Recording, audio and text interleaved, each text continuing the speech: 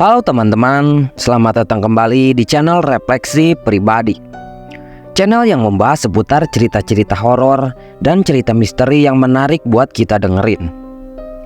Hari ini gue mau bahas cerita tentang seorang laki-laki yang ngerasa diawasi sama sosok wanita di seberang jalan. Kemudian dia ngalamin hal-hal aneh yang gak bisa dijelasin. Tapi sebelum lanjut ke ceritanya, gue mau ngucapin terima kasih buat kalian yang udah setia dengerin semua cerita-cerita di channel ini. Jangan lupa buat absen di kolom komentar dari mana aja nih yang hadir, biar tambah semangat bikin kontennya. Tanpa berlama-lama lagi, mari kita mulai aja ceritanya.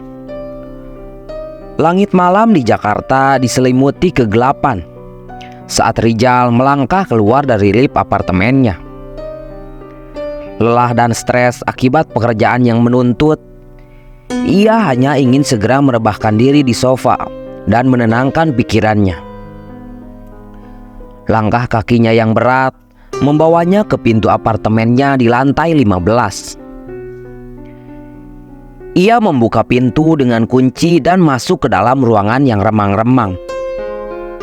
Cahaya lampu jalanan yang masuk melalui jendela menerangi ruangan dengan samar. Rijal melemparkan tasnya ke atas sofa dan menyalakan televisi. Ia berharap suara dan gambar dari acara favoritnya dapat membantu melupakan penatnya. Namun, tanpa disadari, di balik jendela apartemennya, sepasang mata dingin tengah mengawasinya. Di seberang jalan, di sebuah gedung yang lebih tinggi, seorang wanita berambut panjang mengenakan gaun putih pucat. Sosoknya tersembunyi dalam bayangan. Hanya wajahnya yang terlihat jelas di bawah sinar bulan. Wanita itu menatap ke arah Rijal dengan tatapan kosong dan dingin. Di tangannya, ia memegang erat sebuah pisau dapur berkilauan. Perasaan tidak nyaman mulai menyelimuti Rijal. Bulu kuduknya berdiri dan hawa dingin menusuk tulang punggungnya. Dia merasa seperti ada yang mengawasinya dari luar apartemennya. Meskipun dia tahu dia sendirian, dia mencoba mengabaikan perasaannya dan fokus pada acara televisi yang sedang ditontonnya. Tapi semuanya sia-sia. Suara-suara aneh mulai terdengar di apartemennya, semakin memperkuat rasa takutnya. Pintu berderit pelan, seperti ada yang mencoba membukanya. Langkah kaki samar terdengar di lantai, seolah-olah ada seseorang yang berjalan di luar ruangan. Bisikan-bisikan halus terngiang di telinganya, membawa pesan yang tak terpahami. Rijal tak tahan lagi dengan semua ini. Dia bangkit dari sofa dengan perasaan ngeri dan berjalan ke arah pintu. Dia ingin memastikan bahwa dia benar-benar sendirian di apartemennya. Jantungnya berdebar kencang saat dia meraih gagang pintu. Dengan gerakan ragu-ragu, dia mendorong pintu dan melihat keluar. Koridor di apartemennya gelap gulita. Hanya cahaya redup dari lampu darurat yang menerangi ruangan. Keheningan yang mencekam menyelimuti koridor, membuat suasana semakin terasa mencekam. Rijal melangkah keluar dari apartemennya dan mengintip ke kiri dan kanan koridor. Namun, tak ada seorang pun di sana. Hanya kesunyian dan kegelapan yang menyambutnya. Kemudian, Rijal berusaha menutup pintu apartemennya, namun itu sulit dilakukan. Pintu itu seperti ditarik oleh kekuatan tak kasat mata, menolak untuk tertutup rapat. Rasa panik menyelimuti dirinya saat ia merasakan tarikan semakin kuat. Dan suara tawa wanita yang menyeramkan terdengar dari balik pintu. Dengan panik, Rijal menarik pintu dengan sekuat tenaga, berusaha melawan ketakutan misterius yang menahannya. Namun usahanya sia-sia. Pintu itu tetap terbuka, memperlihatkan koridor yang gelap dan mencekam. Di tengah ketakutannya, ia melihat ke arah jendela. Sosok wanita berambut panjang yang dilihatnya sebelumnya masih berdiri di sana, menatapnya dengan tatapan dingin dan menusuk. Di bawah sinar bulan, gaun putihnya tampak berkibar tanpa angin, menambah kesan seram pada sosoknya. Rijal yakin bahwa wanita itu adalah dalang di balik semua kejadian aneh ini. Dia merasakan hawa dingin yang menusuk tulang punggungnya, dan rasa takut yang tak tertahankan mencengkram hatinya. Dia harus mencari bantuan. Dia merogoh sakunya untuk mencari ponselnya. Namun ponselnya tidak ada. Dia baru ingat bahwa dia meninggalkannya di atas meja ruang tamu. Dengan langkah kaki yang gemetar, Rijal berlari ke ruang tamu. Namun langkahnya terhenti ketika dia melihat sesuatu yang mengerikan di depan matanya. Kakinya lemas. Rijal melangkah gontai memasuki ruangan tamu. Pemandangan mengerikan menyambutnya. Sesosok jenazah wanita tergeletak di lantai tak bernyawa. Wajahnya pucat, matanya terpejam, dan luka menganga di lehernya. Jantung Rijal berdegup kencang. Rasa mual dan pusing menyerangnya. Jenazah di hadapannya adalah Lina, tetangganya yang ramah dan baik hati. Sosok yang sering berbincang dengannya di lift atau di lobi apartemen kini terbujur kaku, tak berdaya. Pikiran Rijal diliputi kebingungan dan ketakutan.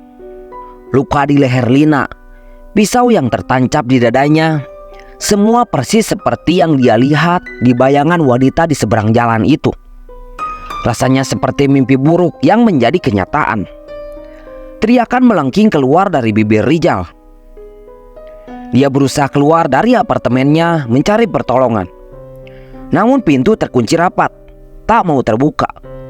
Jendela pun terbuat dari kaca yang kuat, tak mampu dipecahkan dengan tangan kosong. Rijal terjebak di apartemennya sendiri, bersama jenazah Lina dan bayangan wanita yang menghantuinya. Rasa panik dan teror semakin mencekiknya.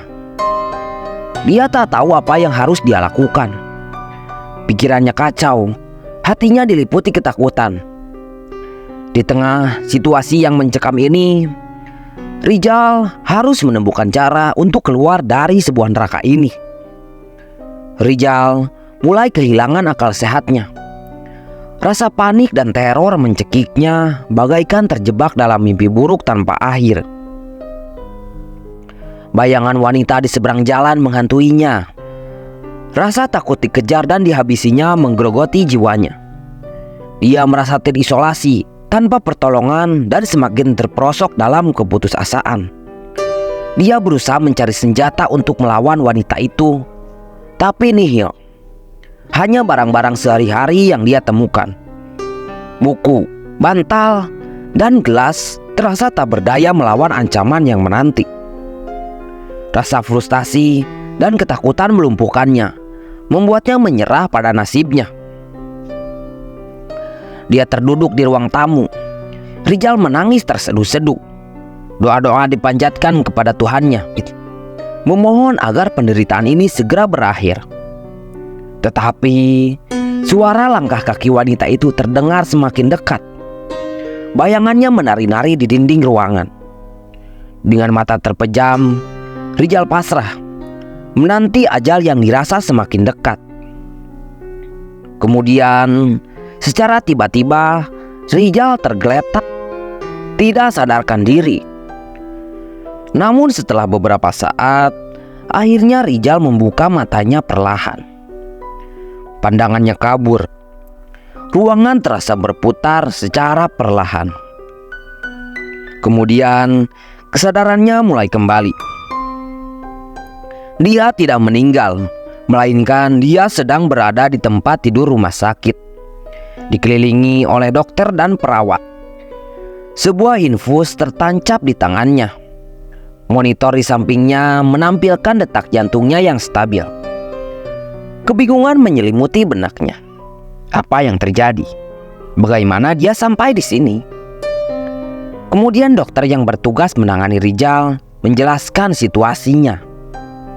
Sebenarnya Rijal mengalami halusinasi akibat overdosis obat penenang yang diambil. Depresi berat akibat tekanan pekerjaan mendorongnya untuk mencoba bunuh diri. Untungnya, tetangganya Lina menemukannya di apartemen dan segera memanggil ambulans. Lina, wanita yang tinggal di seberang jalan, yang selama ini dia anggap sebagai ancaman, ternyata adalah penyelamatnya. Rasa malu dan penyesalan menyelimuti benak Rizal. Dokter menjelaskan bahwa Rizal beruntung bisa selamat. Overdosis obat penenang bisa berakibat fatal. Dia menekankan pentingnya mencari bantuan profesional untuk mengatasi depresi dan menghindari tindakan bunuh diri. Mendengar penjelasan dokter, Rizal diliputi rasa penyesalan. Dia menyesali tindakannya itu dan bersyukur atas kesempatan kedua yang diberikan kepadanya. Rasa lega dan syukur menyelimuti hati Rizal. Halusinasi yang mengerikan itu tidak nyata. Dia masih hidup dan memiliki kesempatan untuk menebus kesalahannya. Rasa penyesalan atas tindakannya yang impulsif semakin menggerogoti hatinya. Dia ingin meminta maaf dan berterima kasih kepada Lina, wanita yang telah menyelamatkannya. Dia ingin menatap matanya, menyampaikan rasa penyesalan dan rasa terima kasihnya secara langsung. Kemudian Rizal meminta dokter untuk menghubungi Lina. Namun tiba-tiba raut wajah dokter berubah menjadi sedih. Dia menyampaikan kabar duka yang tak terduga.